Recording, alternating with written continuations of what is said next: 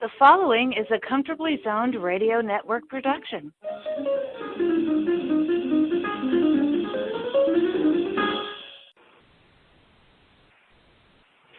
Thank you, Tally Olson. We are back, Bay Area Press Box, with Michael Duca and Jerry Feitelberg, who isn't here today. I am substituting for the dear man.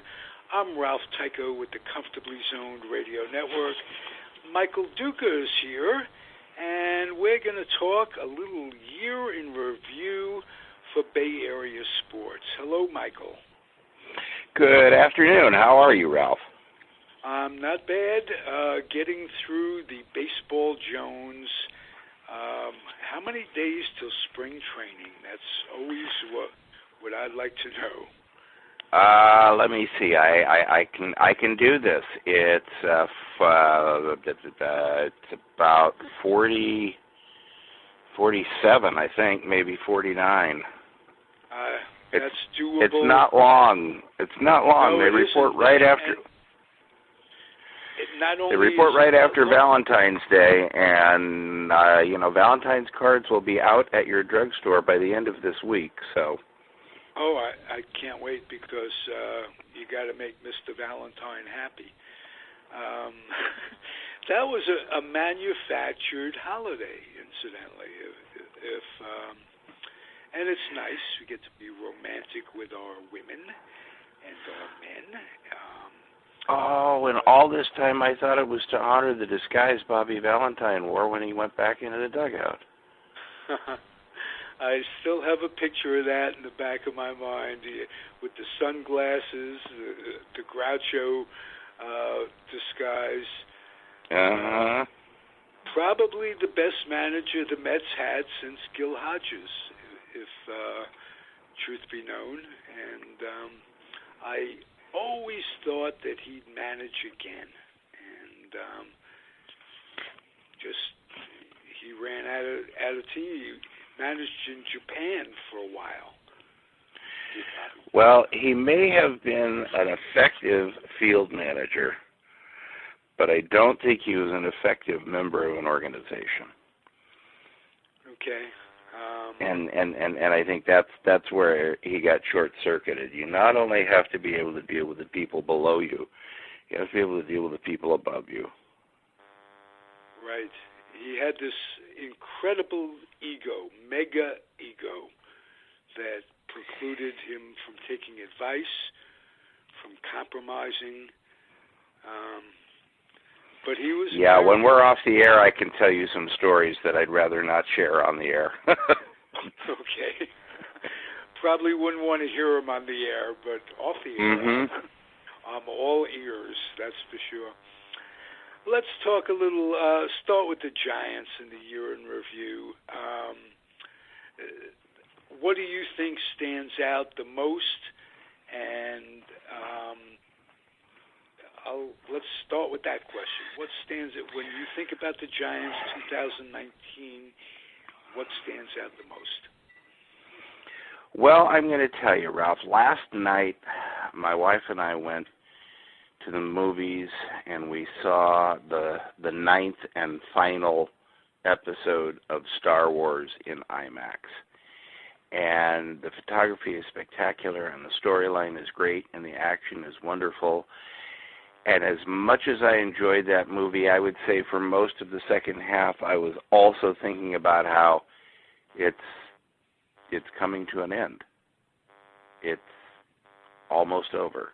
It's almost gone. And that's pretty much how I saw this year's baseball season also. All of the stuff that we went through this decade, the build-up in 2010, the second championship, the wholly unexpected in 2012, the third one in 2014, falling just short in 2015 of advancing to the team that eventually did win it. That's all as distant a memory as Jar Jar Binks is at this point. It's more than anything else, I think what we did was we witnessed a slow and steady movement of the team into hospice. That's so.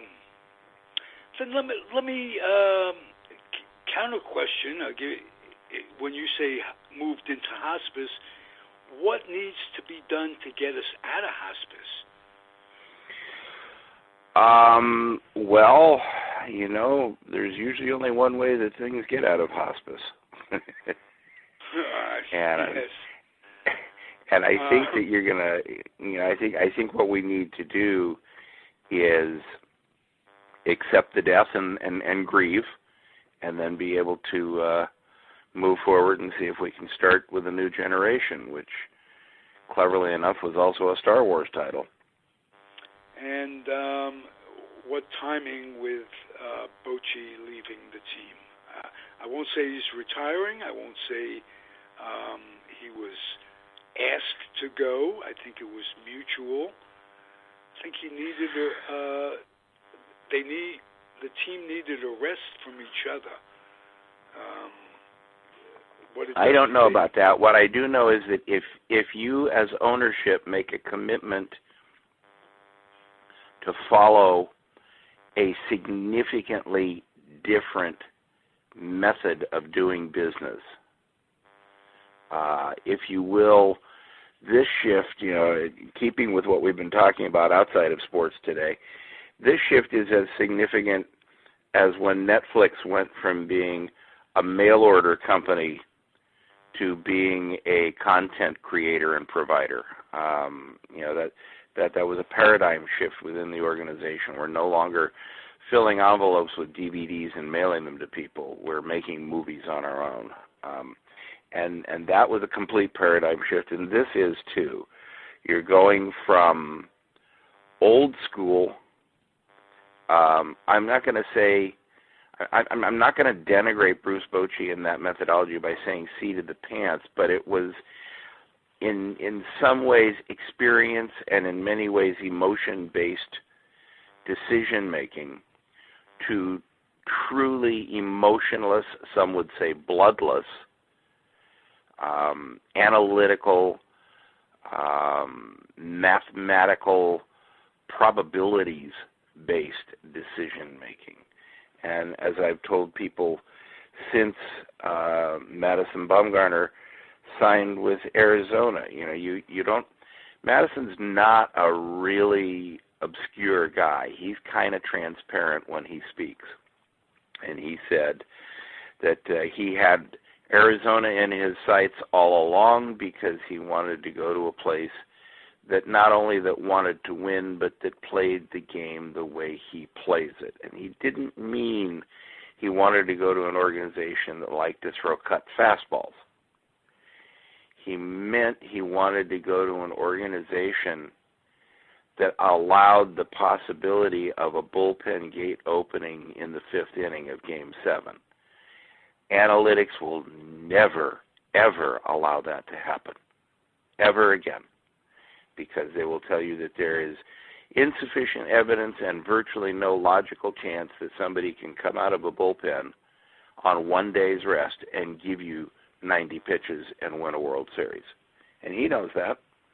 Bochy knows that. It's a way of doing it. It's not their way of doing it. Right. Now, why does he think Arizona fits in with that? Well, they're in the same division. He still gets to compete against his old teammates and against the Dodgers. And, we laugh about it, but there's only been one guy in the history of Major League Baseball to take a world championship pennant out to the flag on a horse. And the man cares about having his horses and being around his horses, and he's got a ranch down there outside of Mesa. Okay. He's really found the right spot. Being home is nice. Yeah, home for him is still going to be, the lowlands of North Carolina, but he and his wife Allie really enjoy it in Arizona. I've been going there. This coming up will be my 30th spring training. Wow. And I like going down there, but like any old fart, I don't like change all that much. I'm not going to look forward to going down and spending 6 weeks without Don and Charlie's being around, without being able to see Don Carson and go to the restaurants that I've known and loved all these years, because change occurs. And gosh, I can't think of any place in America where there's been more change in those 30 years than Phoenix in spring training. And it's just it's going to be a different experience for them. It's going to be a different experience for him. This year, I think more than any other, when spring training opens for the Giants, it's going to take a couple of days just for guys to be able to recognize each other's faces in the locker room. Right. Let alone their manager. Was that not a surprising hire to you? Honestly, it was. It was surprising. It wasn't shocking because I knew about the relationship that Farhan and Gabe had previously. And I knew about the level of respect that Farhan had for Gabe and for Gabe's analytical ability, his intellect, and his love for the game, all of which are undeniable. And I may be different than a lot of people in that I'm willing to look past some of the baggage. I'm not willing to say that bad decisions weren't made there, but I am willing to say that I will give the guy, in the spirit of being an American, nothing is more American than a second chance. And I'm willing to give him that opportunity here. He's got to know that he's walking on a sword's edge with that background in this area. I don't think there's another part of the country that would be any more likely to take him to task for making that kind of mistake. So, no question. It's going to be a very interesting period. Were they just faux pas? Were they gaffes? Or go deeper? There's two separate incidents. And I think they have to be treated separately. They tend to get conflated in people's mind and say, "Oh, here it is, and it's a pattern." And it really isn't a pattern. I mean, one of them was, I think, a naive but kind-hearted person trying to be a mediator and a healer in a situation where that just was not yet appropriate. And what it wound up looking like was an effort to try and cover something up when I don't think that's what it was. The second one was a recurring incident with a player of foreign origin who was continually harassing a hotel employee. It's a little different situation. He was called out for it at least once and told that it needed to stop. When it didn't stop, he was separated from the organization. It's hard to say that too much was done wrong there, and the difference between the two is that after the first incident, the organization put together a policy on it and promulgated it, and to whatever extent they appeared to follow the policy the second time around.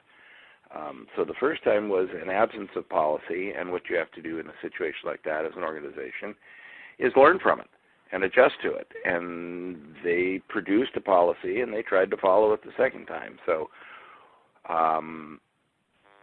we don't get things right every time when we don't know what we're doing.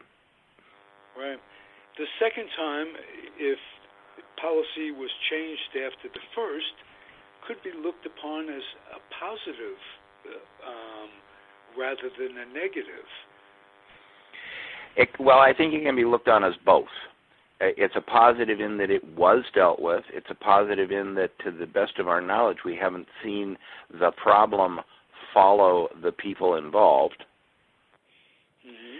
It's a negative in the sense that it took 3 different incidents from this player before decisive action was taken, and then maybe the action that was taken was too decisive.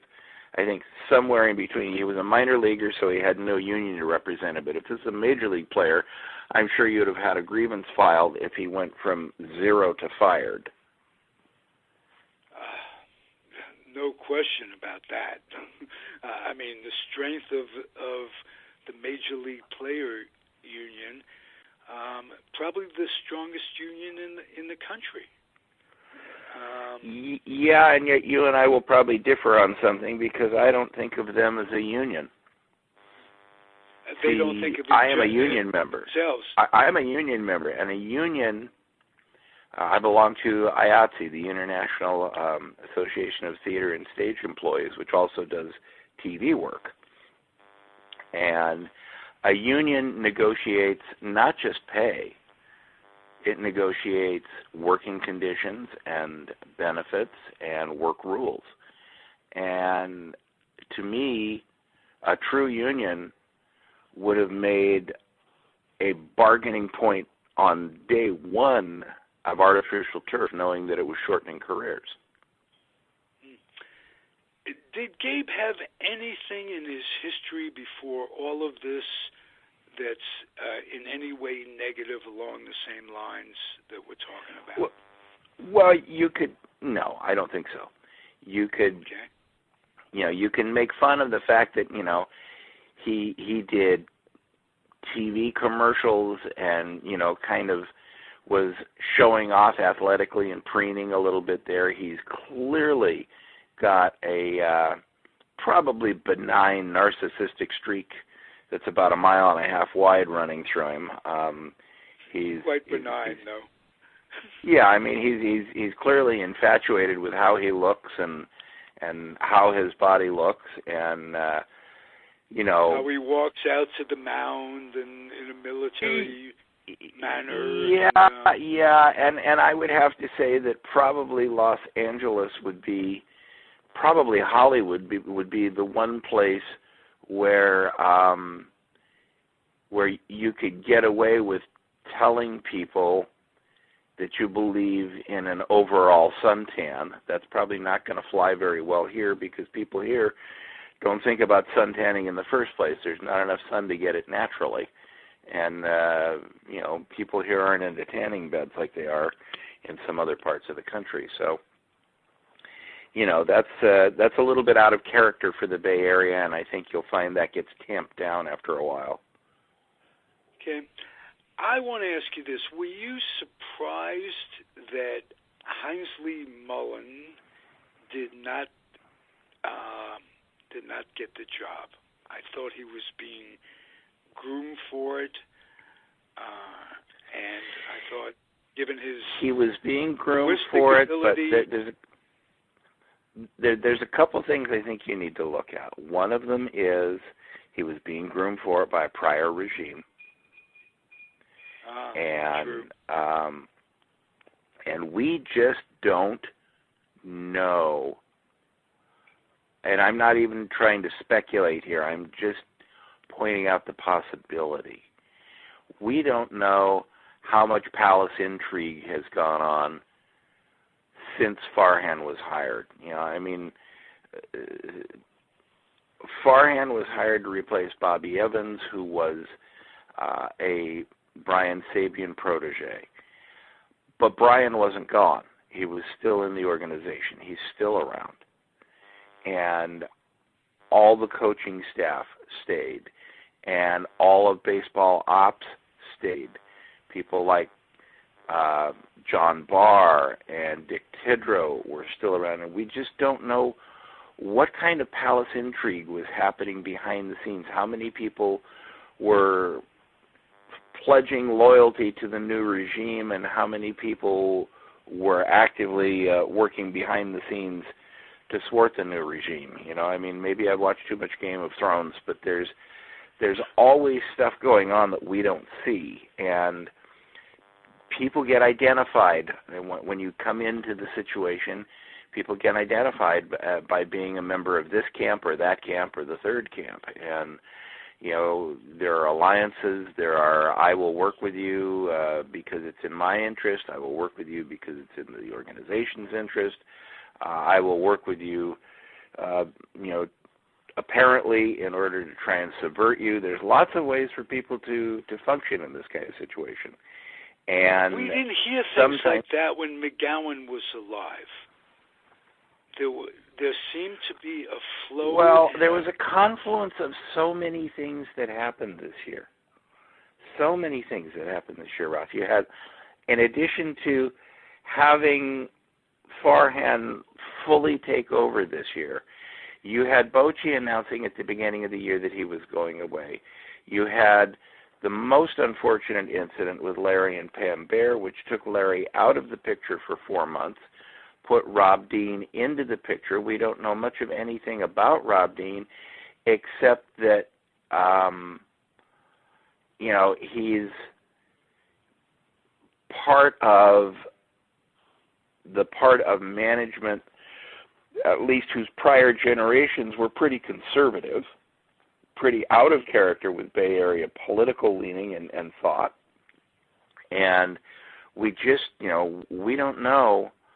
And I can say this honestly. I mean, you and the listeners know that my wife works for the organization, and I still have no idea really how things are the same and how things are different in terms of what it feels like to walk around the hallways, what it feels like to be a part of the organization. Larry's back, but his profile is much lower. On the other hand, all the time I spend around that team, to this day, I haven't seen Rob Dean live and in color. Really? So, yeah. So, it's not like he's going out there putting his stamp on things. It's, when Peter was around, I saw Peter in the press box. When Bill Newcomb was around, I saw Bill in the press box. I knew Bill by first name, and he knew me. Certainly that same relationship with Larry. But, Rob has not brought himself out into the public eye as leading the team, and so it's a little bit confusing. It's a little bit more difficult to really sit back and say, well, these are Farhan's guys and these aren't. So back to your original question, I think Hensley Mullins was being groomed to take over the team, but he was being groomed to take over the team by a prior regime that had a different management style and methodology, and we don't know whether it was his choice to not adjust to the new methodology, or whether after a year of observing, Farhan and his team decided that it was better to make a clean break, because if they continued on with one of Bochy's proteges but not using Bochy's style, that there would be friction, that it would take longer to adjust and adopt to it, that it might alienate some of the veterans who stayed. I don't know. I mean, there's so many possibilities here. This is just going to have to shake itself out, and we're going to have to see it. As people always misquote this old rubric, but the way that it really is going is the proof of the pudding is in the tasting. Okay. Not the eating. That's the misquote. Well, no, most people say the proof is in the pudding, and there is no proof in the pudding. The proof of the pudding is in the tasting. Okay, I got you. How big a part does Brian still play, if any? Is he just a consultant, or is somebody listening? It's not obvious to me. And part of it is I don't know what kind of relationship he or Dick Tidrow or Dusty or any of those people have with Rob Dean. And I don't know really how all that's going. I know that in the last management reorganization, it was determined that Farhan would report to Rob. And so that makes all the difference in the world. You've had, for 10 years, you've had everybody reporting to Larry. Well, not 10 years, but for 7 years, give or take. You've had everybody reporting to Larry. And, after Bill Newcomb was gently moved to one side and Larry was installed, people were kind of wondering, well, what's this going to do? Because Bill was a very positive influence on the organization. He brought in some procedures and some policies and some methods that were long overdue and that were well received within the organization. And then there was an abrupt change after a championship, and everybody went, oh, wow, they're messing with the formula. They've changed the things. What's this going to be like? Everybody knew that Larry was certainly closer to Peter than Bill had been, just because Bill was an outside member of the group coming from Microsoft, and Larry had spent almost the entirety of his professional career with the Giants organization. So it was an outsider versus insider thing. Now it's an insider versus outsider thing again, as we're bringing in somebody who was trained in the A's and Dodgers organizations with Farhan, and he's bringing in his own people. It's very hard to know what role people who were there in the past maintain. The one thing that I can guarantee you to a certainty is that regardless of whether anybody's listening to him or not, Willie Mays will be there until he dies. Thank God. Can you imagine them trying to ease out Willie at 83? Willie, you're not making enough public appearances. Yeah. Actually, hold on to your hat, Ralph, but Willie's going to be 89 on the 6th of May next year. Oh, 89. Wow.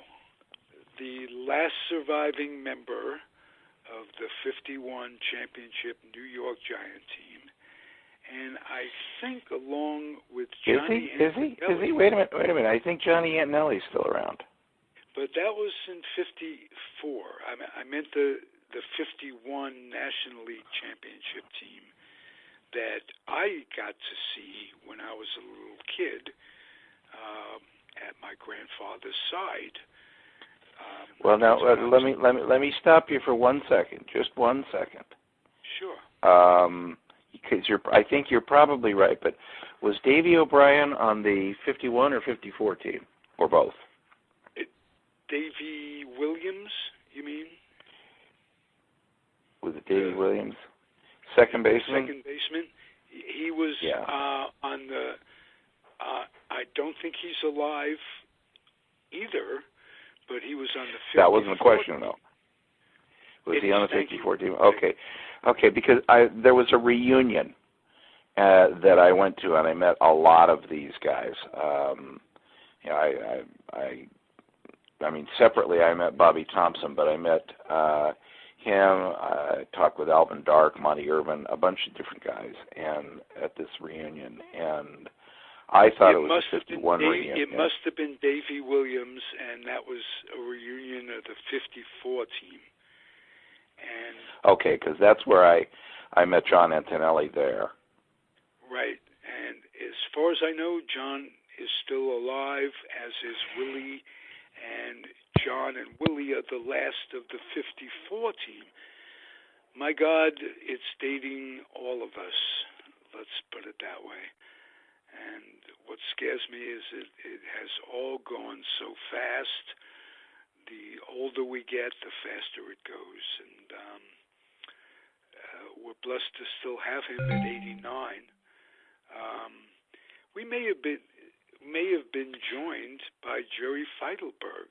No, you were rejoined by the guy who managed to somehow disconnect himself while talking to you. Oh, okay. I heard the little bell. But just like Larry, I was gone and you didn't miss me. Well, that Larry came back at all kind of surprised.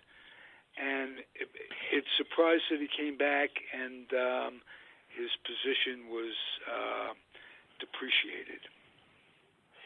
Yeah, it didn't surprise me. It didn't surprise me at all. I honestly thought that the way the situation played out was an overreaction. Okay. Yeah, I'm probably in the minority in the Bay Area, but I've known Larry, and I've at least peripherally known Pam for almost 20 years now. And, I don't purport to know either of them well enough to be able to tell you definitively how they act in private, just like nobody knows me well enough to purport how I act in private. But what I do know is that they live a public life, that they're going to the black and white ball, that they're going to the opera, they're going to the symphony opening. And I know that, like anyone who gets their picture in the paper at one of those openings, Pam is wearing off-the-shoulder dresses and gowns. And if there was any history whatsoever of any kind of physical abuse in that relationship, once that becomes a part of your relationship, you can't just stop doing it 6 weeks before an event because you don't want a bruise to still be showing. I've seen them together in public. I've honestly never seen Larry be demonstrably angry at a level higher than, I would say, 4 or 5 on a scale of 10. So this is so out of character, and what we're basing it on is an edited video that, it's very difficult for me to repaint a picture of someone once I've known them for years and years to be something completely opposed to that. And, as I reminded people at the time, you have to look at the entire situation that was surrounding the alleged events of the day. The Giants had just gone through an incredibly intense 2-week period of, will we get Bryce Harper? We're in on Bryce Harper. We're a finalist on Bryce Harper. We're talking to Bryce Harper. We're talking to Scott Boras. We're, back and forth and constantly. And, I know nothing at all about the reality of life here, but I can certainly easily imagine that 2-week period involved Larry being on the phone at all hours of the day or night. And whenever the phone rang, it was, I've got to take this call. People were overhearing a conversation with them discussing issues with their children. The phone rings. I can easily see a scenario where he says, I got to see who this is, reaches in, pulls the phone out of his pocket. She grabs the phone away and says, Larry, we're talking about family here, put that thing away, and tries to grab it away from him, and then the situation ensues. And to me, that's, that's how families are. That's how people get. When one party has subsumed themselves for a week or 2 weeks or 3 weeks for an external situation, and then it appears to intrude again, whether or not it does, you react rather than respond. And when one of you reacts, then it becomes easy for the other of you to react, and things go to a place that neither of you intended them to go. Well, I feel sorry for the situation. I have empathy for people just because they're human beings. That's it. If they were programmed computers, it'd be one thing. But human beings have several hundreds of different inputs, feelings coming in on all different levels at the same time under the best of circumstances. Add pressure to that, things can get out of hand very quickly. Yes, and you can look at it as, let's put it this way: if this had occurred inside the home, it would have been settled where it likely needs to have been settled, which is inside the family unit. Mm-hmm. But because it occurred in public, Now all of a sudden it becomes your business and my business and TMZ's business. And the reality is that all along it's pretty much been nobody's business but theirs. No question. There is, come to think of it though, an adage that says people will react similarly under similar pressures. In other words,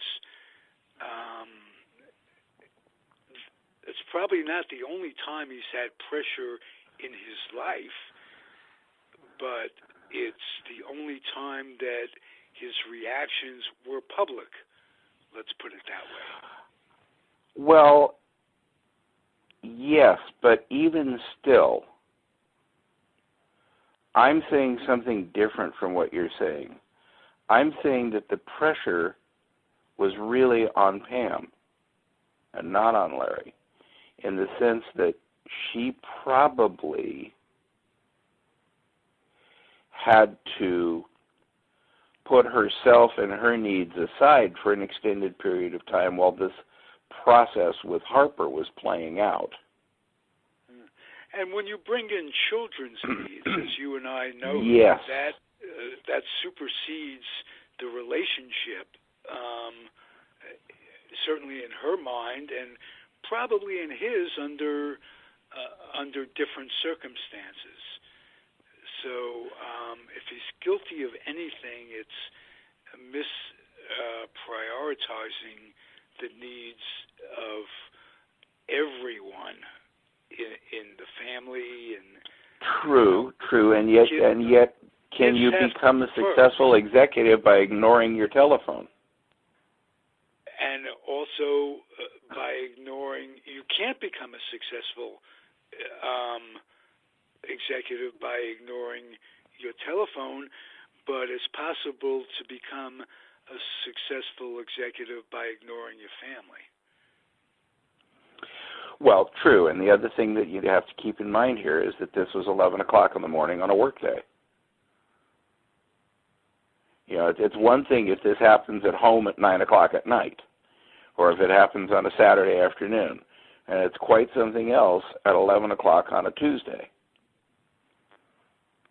Right. We all kind of agree that's part of the workday, and if you've stolen an hour or two away from the office, she may have it comes with a cost. That hour in the first place, and with rightful reasons, and because of the pressures he was under, he was feeling somewhat resentful and out of focus and could not concentrate on, like what I say is the most important thing, and that's the needs of the kids. And she recognized that and flared up. And well, and you have to go a step further. I mean, I am a very much emotion-based, feelings-based guy, but I also try to be very logic-based when I can.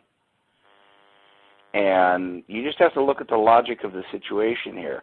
The description of what was going on, you had two people who were not directly opposite each other. They were more alongside each other. One of them was sitting. One of them was standing. The person who was standing had the phone ring. The person who was sitting reached out to try and grab the phone, got a hold of it, and allegedly the person who was standing pulled her out of the chair and to the ground with the phone. Now, if you think about the mere physics of that for a minute, first of all, if you know Larry Bear, you know Larry is about 6 feet tall and weighs about 160 pounds, maybe 155, dripping wet. You know, I think the last time he went to the gym, Cal was playing basketball in it. I mean, seriously, he is kind of a featherweight physically. And to be able to pull another human being from a sitting position out of a chair with your grip on a telephone, on a cell phone, and their grip on a cell phone, just doesn't make any sense to me. It does not make any sense to me. If someone had an injury to their foot and they tried to stand up to engage in the conversation and fell, that would make sense to me. But it does not make sense to me that you can reach across your body and pull somebody up out of a chair. Particularly, Pam's a lovely girl, but she weighs close to what Larry weighs. It's just not going to happen. Right, especially with the leverage of reaching across your body like that. Absolutely, absolutely. The physics just don't work. Yeah. So, not well muscled, that's almost an impossible task. So I'm really, to me, the logic of it says that she was trying to get up out of the chair and either forgot that she had injured her ankle or misstepped on that ankle and lost her balance as a result. Mm-hmm. And if you've lived with somebody for 30 years and you're starting to fall, what's the first thing that's going to come out of your mouth? For me, it's going to be, Kelly, help me. Yeah. For her, it was, Larry, help me. Well, that doesn't tell a bystander what was going on. It alerts them to the situation, which they then come in and make a complete interpretation, and they build a whole backstory for it instantaneously based on what? Their own experiences and their perceptions. Right, and their imagination. Possibly. Yeah. Possibly. I mean, you don't know. Let's put it this way. Whoever it was that shot that film managed to get it sold within an hour. Do you think they were thinking about that while they were shooting it? Do you think they constructed a narrative that would help shoot it? Or sell it, I mean. Who knows? I don't know. I don't know any of these things. I'm simply saying that healthy skepticism serves us well and serves us better than being judgmental when we don't know and weren't there. Did the Giants put any restrictions on, in other words, you can come back, but you have to get counseling, group counseling? Oh, heavens, yes. There were all kinds of things that were done. There was I believe it was, I'm not even going to try and characterize it because I'm not sure of what, but there was some sort of therapeutic intervention that was required, and I'm trying to remember, was it 4 months? I think it was 4 months away from the team, and by away from the team, I mean not in the building. Wow. Given that he was, along with Larry, the most along with Brian McGowan, he was the most responsible for building said building, and to be away from it had to hurt. Oh, I'm sure it did. I can tell you that I had the happenstance of running into him in a corridor, I think on his second day back. Second, maybe third, but I think second day back. And Larry was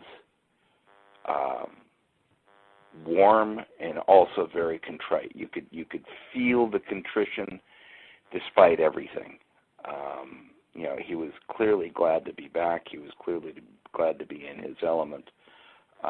And he was clearly very contrite, not necessarily for, at that moment, for what had transpired, as much as contrite for how it had affected people in the organization who really didn't deserve to be affected by it. Well, onward and upward. Yeah, it's hard to talk about the 2019 Giants without talking about that, because I think that situation, informed everything that came after it. Let's give short but deserved shrift to some of the other Bay Area teams as we look back on 2019. You mentioned that you're comfortable talking about the Warriors. They have gone through in this year a dramatic shift in their ways, much like the Giants. How are they responding, and what does the future look like for them? Well, this is maybe a contrarian point of view to people who are used to watching victory after victory, but I think this was the best thing that could have happened to the franchise. I really do. Because what you're seeing here this year is, first of all, I think the organization now has the ability to take a step back in the future and say, do we want to hire a mercenary or not? Because the Kevin Durant era was clearly one where he, as it turns out, he came in to win rings, he won rings, and he moved on. And that's a very different situation from a Curry, a Green, a Thompson, all of those guys who are, yes, they're there to win rings also, absolutely, but they're also there to be part of an organism. Durant was a little bit to me like the bioengineering that's being done now, where they can modify a virus and insert it into cells and stick it in your body, and it changes your immune system. It's an outsider doing what it does, but never not being an outsider. But what's happening to the Warriors now is that you combine his loss with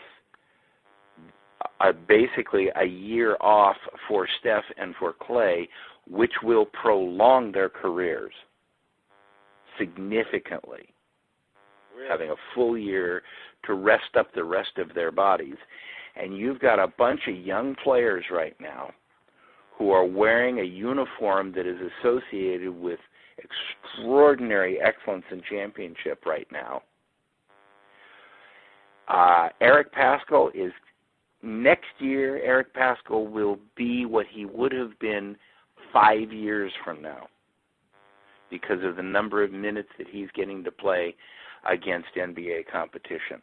Eric Paschall would have probably spent his season in the G League had the team been healthy.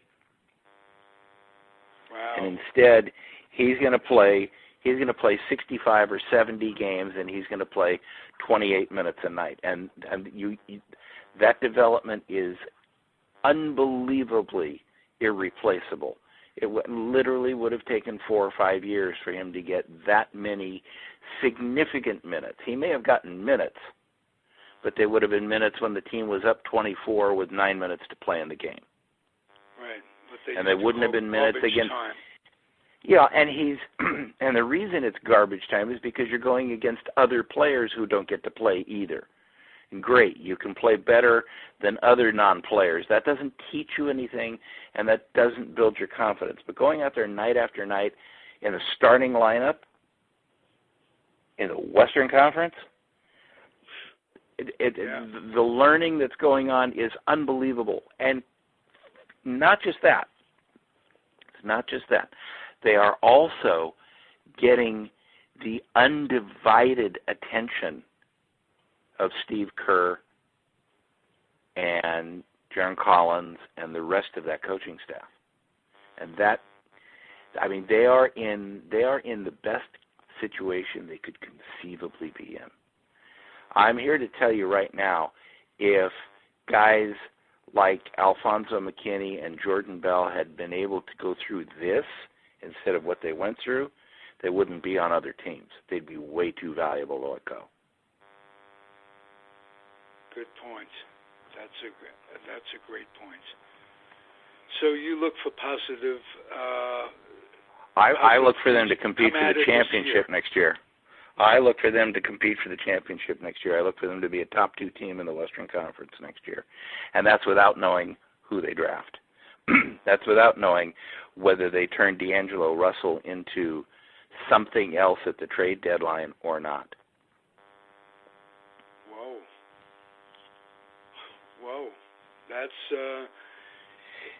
just as a fan, that makes me smile, because I was looking at like 3 or 4 years to recover. No, because everybody will be back next year. You'll have Clay, you'll have Steph, you'll have Draymond, you will have Eric Pascal, you will have Willie Cauley-Stein, most likely. Right. I'll go to war with that 5 right now. Yeah. Will Clay be back to form? Oh, hell yes. I honestly believe, based on what I've seen, and I've been to 5 or 6 games in the arena now. I've seen those guys on the bench. I've seen them. Big play. They are going from sitting to standing in an instant. You don't do that if you're babying your knee. They are up. They're jumping around. They're active. I honestly think that, if somebody came to Clay and said, could you play next month because we actually feel like we've got a shot to make the 8th spot in the playoffs, he'd ask somebody, where's my clothes? Where's my uniform? They're going to baby both of these guys and probably hold them out the rest of the year, but there's no question in my mind that both of them could be playing by February or March. Boy, because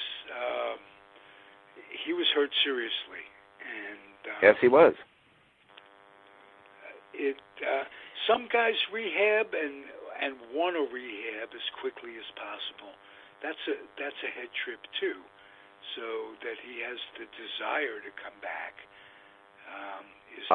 All you need to know, and I am dead serious about this, all you need to know about Klay Thompson is that he walked back down the hallway and out onto the court to shoot those free throws, and then walked back to the locker room on a destroyed knee.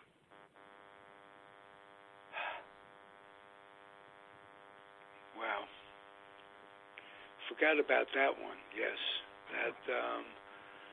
That's a moment right there. And you also have to remember that he comes from a royal bloodline. Oh, his dad was terrific. Yeah. His dad was terrific, and his dad was carrying the hopes of an entire country. Remember, his dad was the first NBA player from Bermuda. Very good point. I didn't remember that. So, it's, I think the Warriors are in very good hands, and I think, one of the things that we haven't, you always try to figure out what's going on with the news that you get.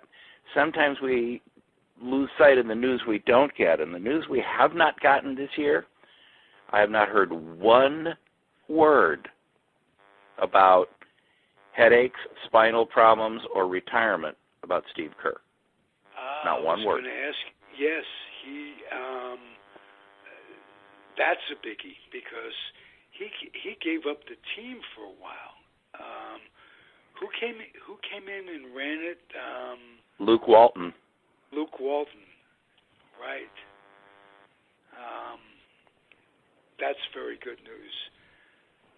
Good news for him personally that he's not suffering. Well, yeah, because you want to talk about a guy who you look at him and you can't read the story of that particular book based on the cover. His history, his childhood, tough for anybody else to replicate that. Yeah. And his experiences, his clutch experiences with Michael in that 3-point thing that they had at Chicago with Pippen,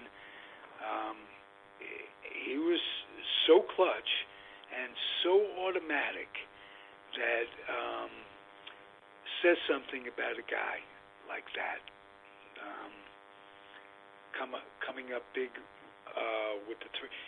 They're not machines. They're human beings. And a clutch player is a clutch player throughout and takes it with him into his coaching. And a superior teammate, just a superior teammate. And that has a lot of value when you become a coach, I think. I'll never forget, years and years ago when they first started being on the air together, Ralph Barbieri and Tom Tolbert. Tolbert always talked about my pal Stevie, my buddy Stevie Kerr. The best teammate I played with, Steve Kerr. At Arizona. Yep. And it class tells. Yes. I hope Ralph Barbieri, off the subject a little bit, you brought his name up. I hope he's doing well. I hope he's peaceful. Well, I think we can hope for the latter. The former is a nice thought, but when you have a degenerative nerve disease, I think well is a relative term. Okay.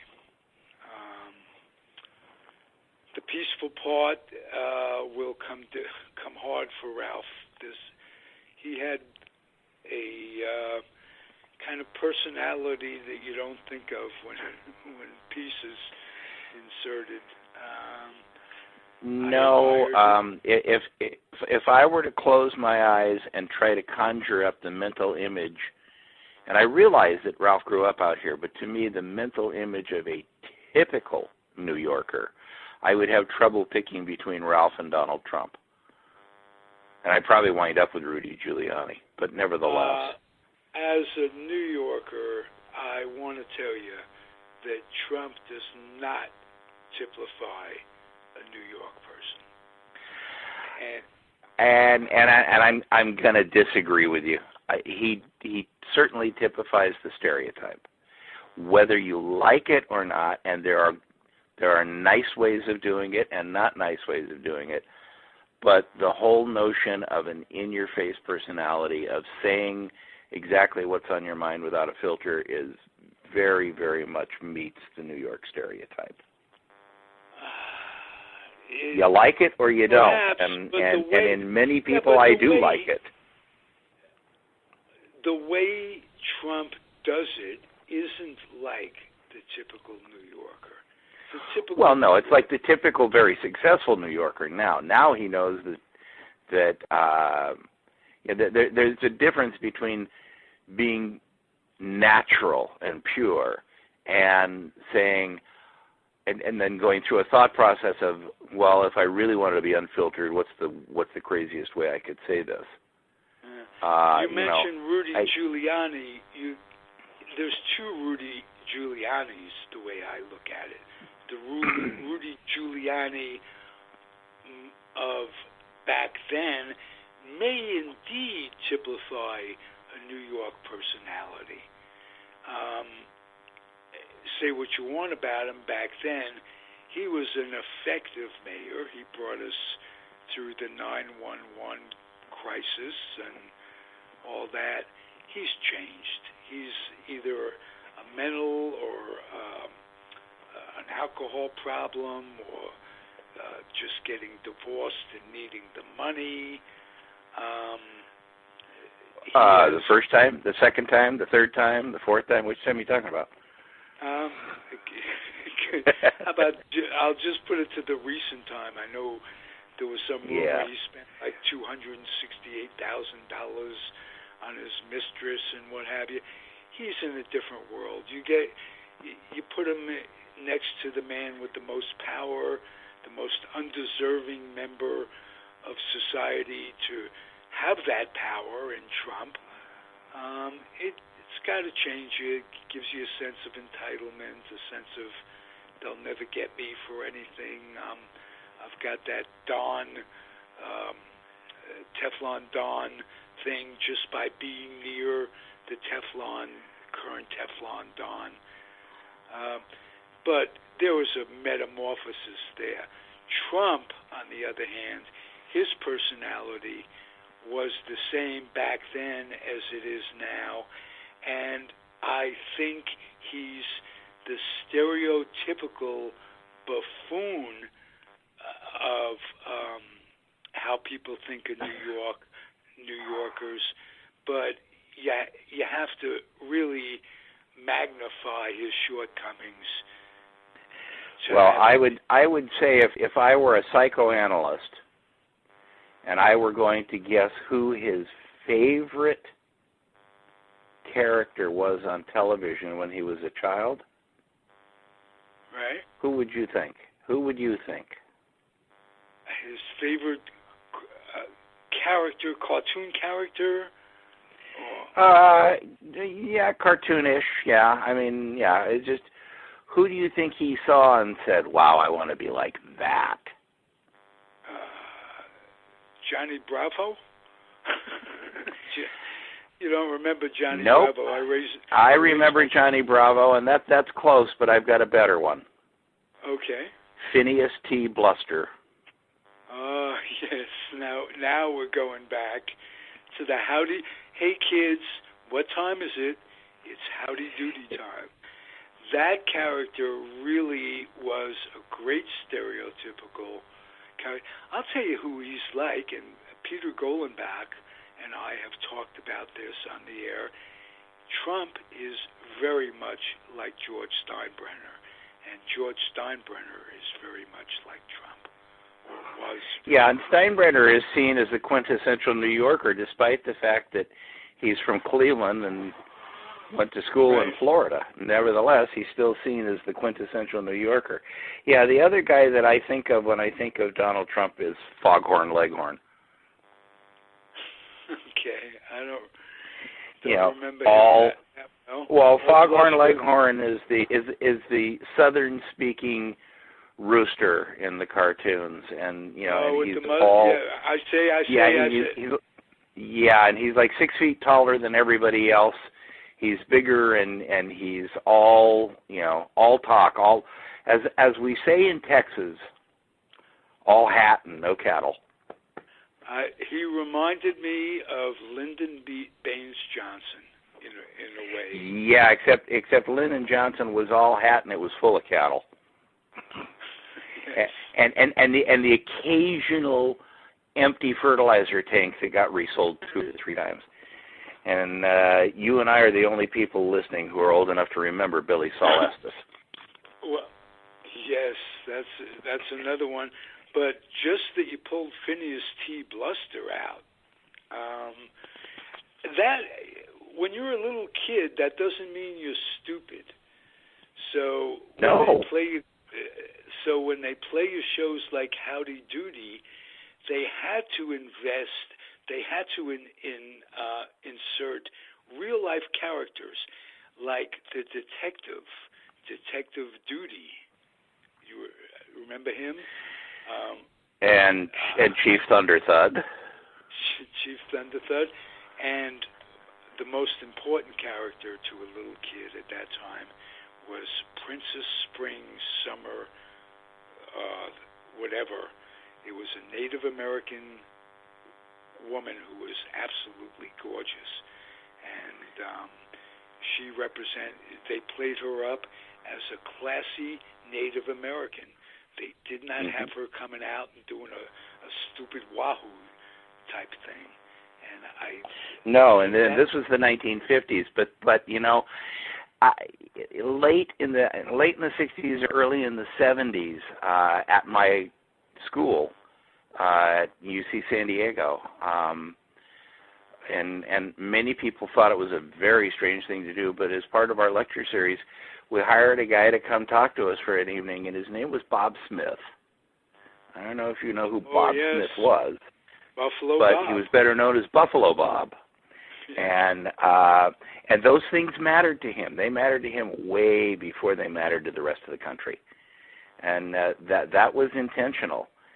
And if you want to look at life as a metaphor for howdy doody, I think the best way to describe what's going on in Washington today is that our chief executive grew up wanting to be Phineas T. Bluster and then turned out to be Flubadub.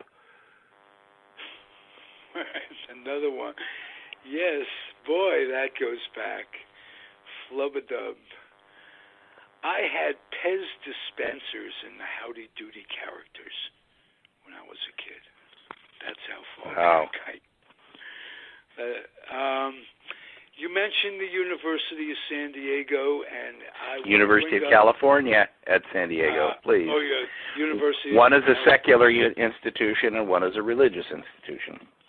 Okay, I apologize. Here I go. Okay. With my question. Give me some insight into Tony Quinn's life. What was he about that we don't know? Well, first of all, Tony went to San Diego State, which is also a secular institution, but it's a different university. So the question is stupid, maybe. But maybe. No, I mean, if you want to ask me about somebody from UC San Diego, your choices are very limited. You can ask me about Randy Bennett. You can ask me about Billy Beane.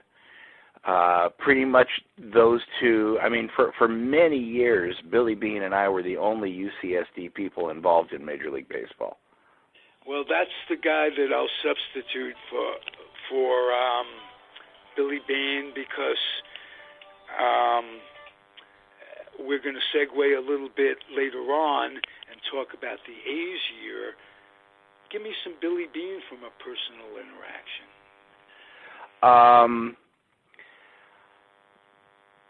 Number one, Billy, draft choice of the Mets.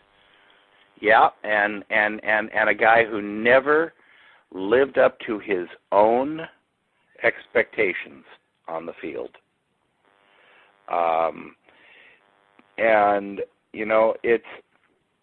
Billy's a really, really interesting person. There are not a lot of people who I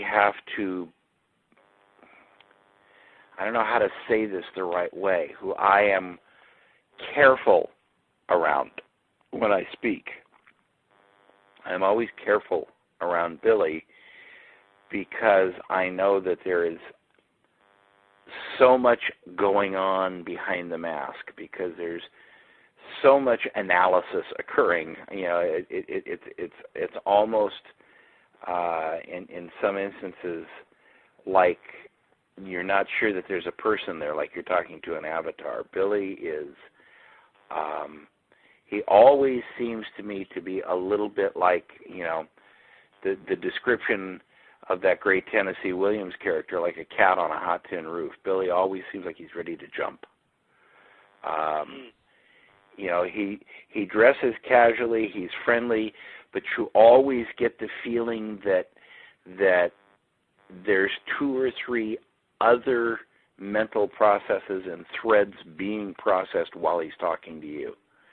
And that, if he's standing behind the batting cage, that he's watching three different guys shag balls and watching somebody hit and talking to you and probably outsmarting you while he's talking to you.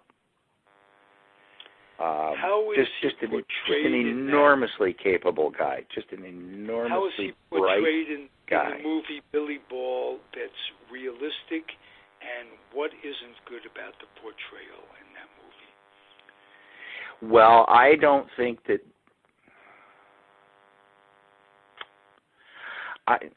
I don't get the feeling. Let's put it that way, because if I say I don't think, then it sounds like I'm making a statement of fact here, and this is not fact.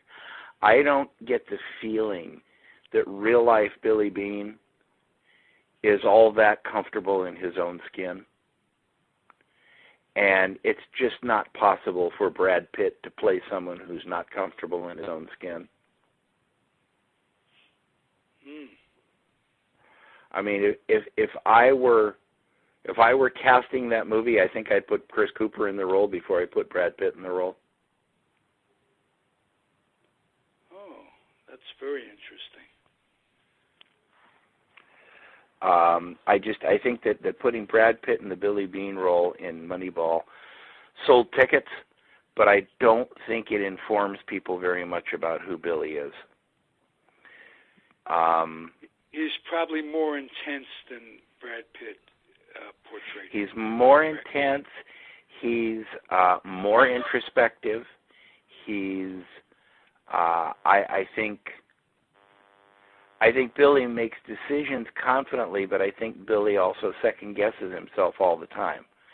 And in some ways, I'm projecting myself onto him there, and I'm willing to admit that. But I see a lot of similarities between us, and I think maybe that's one reason that we never break down and get really open with each other. We're always, it's always a little bit like, you're getting into the ring with the champ for a sparring session. Yeah, you're going to get hit, but your job is to try and absorb that and keep moving. Right. Would he have been better off personally if he accepted the Boston thing and gone on? No, I think Billy's a California guy. I don't think Billy would be happy outside of California for more than about a month. I really don't. Billy wears shorts to work in Oakland. It's not like Oakland is the desert. I can't see Billy fitting in with the East Coast style, with the East Coast mentality. Billy does not suffer fools kindly or gently, and being subjected to the kinds of persona and questioning that are expected of Boston and New York media, whether that's how those people really are or not. And particularly, with the proliferation of television everywhere, so newspaper people you used to know by the photograph on top of their column, and it was 30 years old, or it was taken when they were 30 years old, and now they're 72 and still writing, and you had no idea what they look like, what they sounded like, who they were. But now everybody's on TV, and so everybody has to develop and maintain a persona. And I think that all of that stuff on the East Coast would not set well with Billy. Billy would not. I think he would, if he had gone to Boston, he'd have become Bill Belichick. A successful person, nonetheless. Successful person who basically resents anybody who doesn't understand how success occurs, and who, when you have to understand, Ralph. There's 30 jobs running Major League Baseball teams. At one point, there were 30 guys, beat writers, covering the Yankees. So it can't be as hard as being a general manager, because more guys do it, right? Right. I mean, maybe that's not true. It probably isn't true. I know it's not true. But it's easy to think that way if you're one of the 30 instead of one of the 3,000. Let me ask you this. Would Billy Beane get the credit? Let's put it this: he won 87 games, 87 games last year, 2 years in a row, with less money available to him than virtually any other general manager, and he's done that for 20 years now. He's got more bang for the buck than anyone.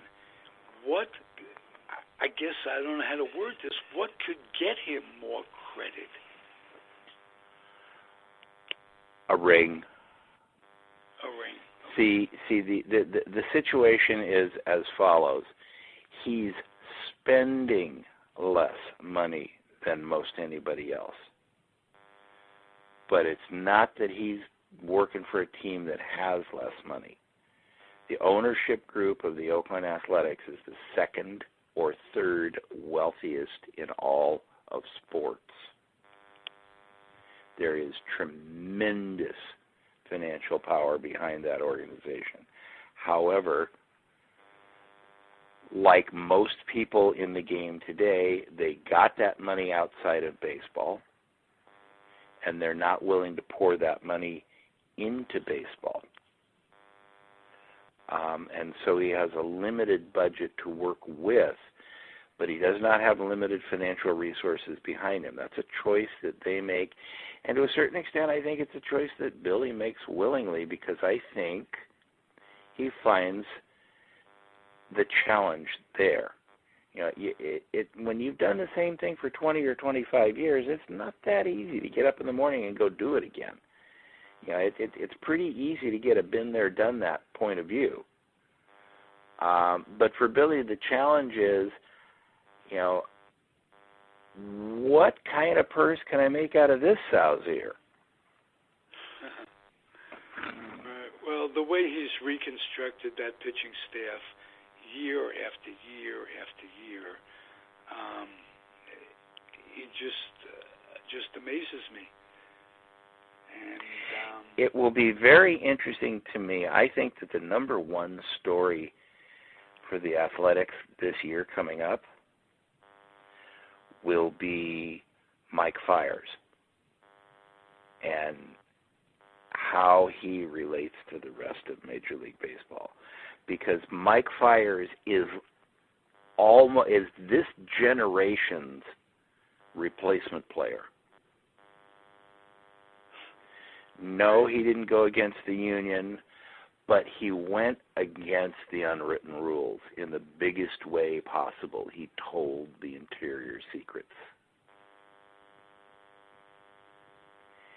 And how that plays in the clubhouse and how that plays on the field, I think are going to be a very, very big story this year, and I think it's going to be a big story that may get overlooked by a lot of people.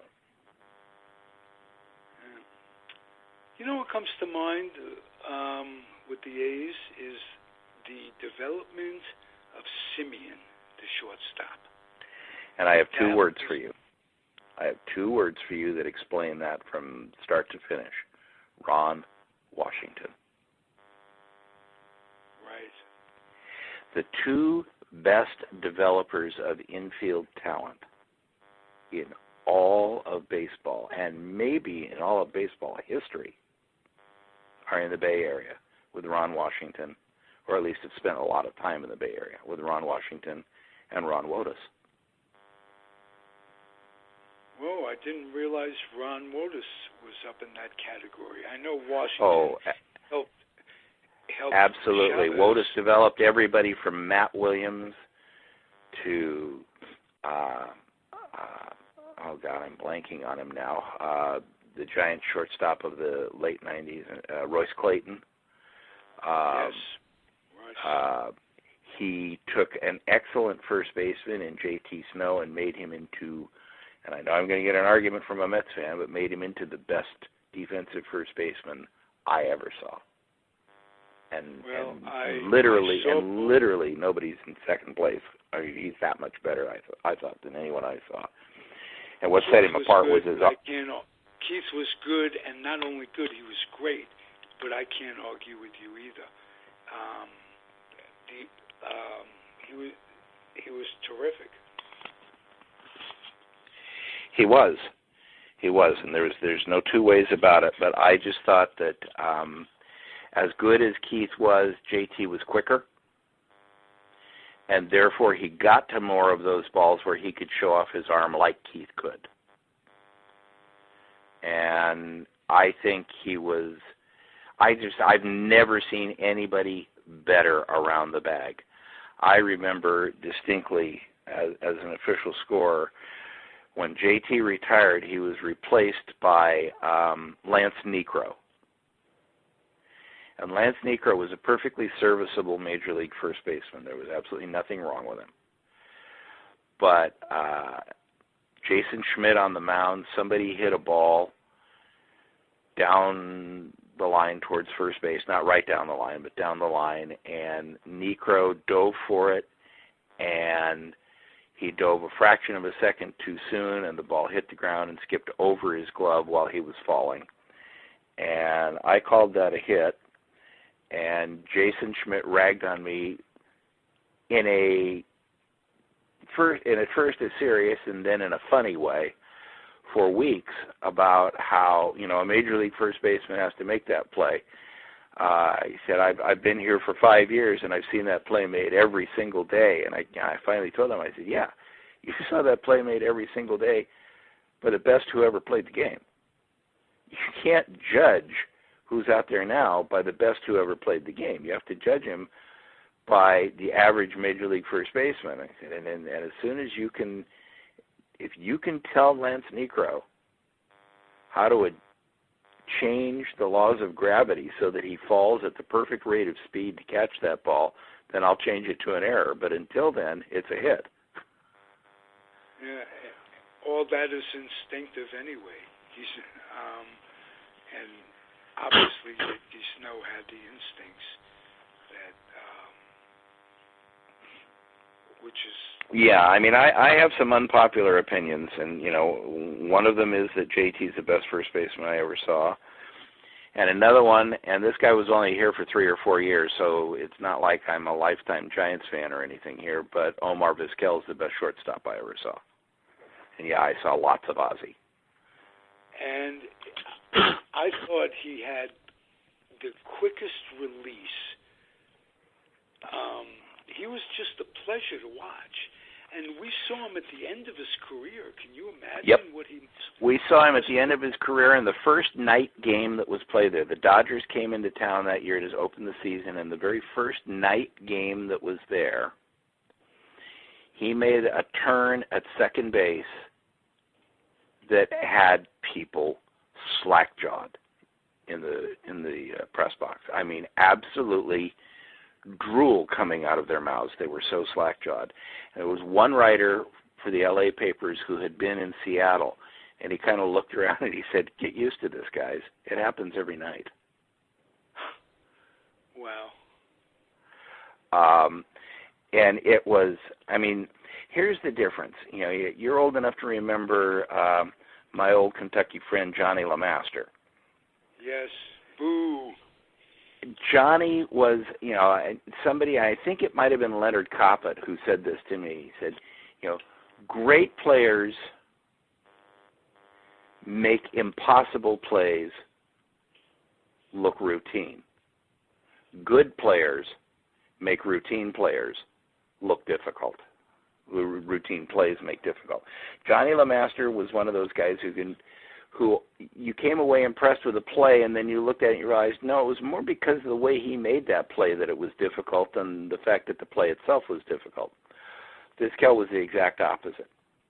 Vizquel could take a play that, in your mind, when you went back and looked at it in slow motion, you said, every time you watch it, you go, well, he's not going to get to that ball. He's going to get to that ball. He's not going to make that throw. He's going to make that throw, but it's not going to get there. And every damn time, he got to it, and he made the play, and he made the throw, and it got there every damn time. The first time in my life that I saw somebody go deep into the hole, pop up, and without looking anywhere else, fire the ball to third base and pick off a runner who had rounded the bag was Omar Vizquel, and he was 39 years old. Now guys do that all the time. But that was the first time I ever saw anybody do that. And it was it was like that was what was on his mind when he left his feet. He was watching Omar Vizquel play shortstop was like watching Gary Kasparov play chess. You see the move he's making. He sees the move you're making 4 moves from now. Good point. Wow. Hey, Omar Vizquel is a nice way to wrap up the podcast. He belongs in the Hall of Fame, and I hope he gets enough votes to stay on that ballot for a little while longer and eventually get what he earns, because he did enough offensively, to join people like Ozzie Smith and Phil Rizzuto, who is head and shoulders above, in my opinion. Marty Marion, you name them. You know, there's not many shortstops in the Hall of Fame. There's room for Omar. That's very high praise, because not only do you have opinions, you've seen these games. How many games have you seen? Just for the I'm closing in on. I should hit 4,000 in April. I meant 3,000, but 4,000 in April.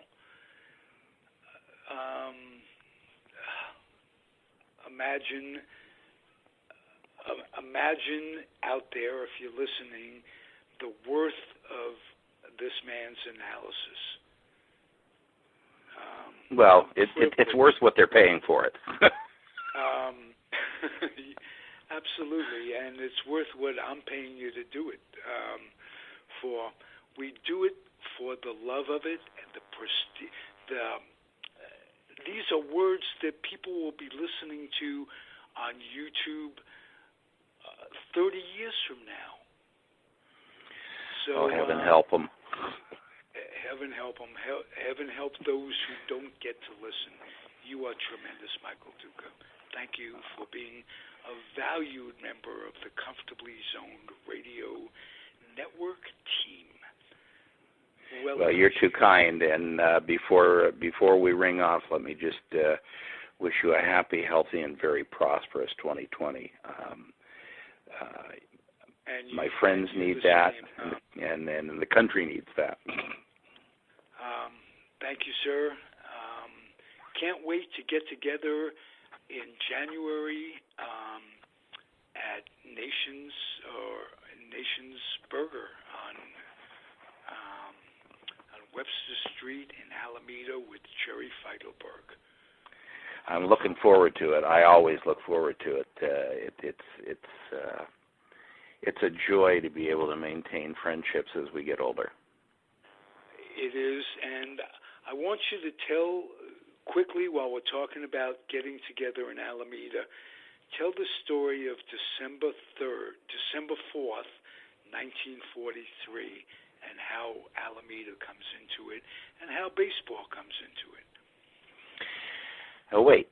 December 4th, 1943, or do you want December 7th, 1941? December 7th, 1940. Well, I'm good with dates, but not great with dates. Okay. Pearl Harbor.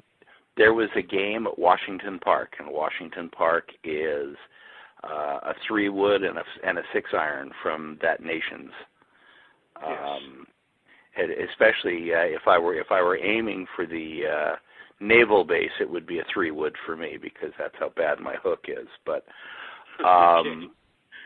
there was a game going on, and it started at 9 o'clock in the morning, and my dear departed friend Charlie Silvera and other members of the Keneally Yankees, which was a team sponsored by Keneally's Bar in the Mission District in San Francisco, were playing that game at Washington Park at 9 o'clock on the morning, Sunday morning, December 7th, 1941, when the word came that we had been attacked at Pearl Harbor. They suspended that game, I believe, in the fourth or fifth inning, and Charlie and another Bay Area ball player that some people have heard of. Bobby Brown? Bobby Brown might have been playing in that game. I'm not sure. Jerry Coleman was definitely on the Keneally Yankees. I think Bobby was also there. But they all went down and signed up. Jerry became a naval aviator, and Charlie wound up stationed at Hickam Field, right next to Pearl Harbor, with a fellow named DiMaggio. Wow. A little Alameda history. Thank you, Michael Duca. This is tremendous. We will talk again next year. How about that? All right. See you next year. All right. Thank you for listening, everybody. It's Bay Area Press Box, Comfortably Zoned Radio Network. Me, Ralph Tyko, sitting in for Jerry Feitelberg, and Michael Duca sitting in for no one. He's the man. Thank you again, Michael. You're welcome. Talk to you soon. Thank you, everybody, for listening. Make it a happy, healthy New Year for everybody. Adios.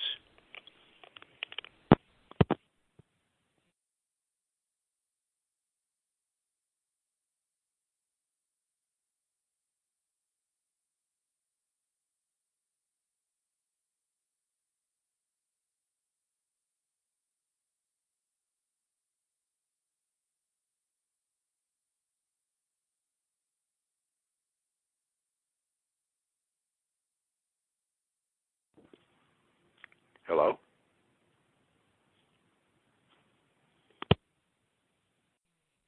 The proceeding has been a Comfortably Zoned network production.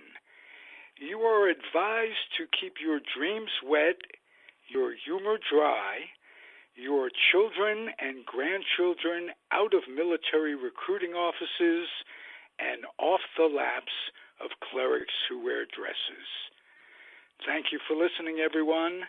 Happy trails.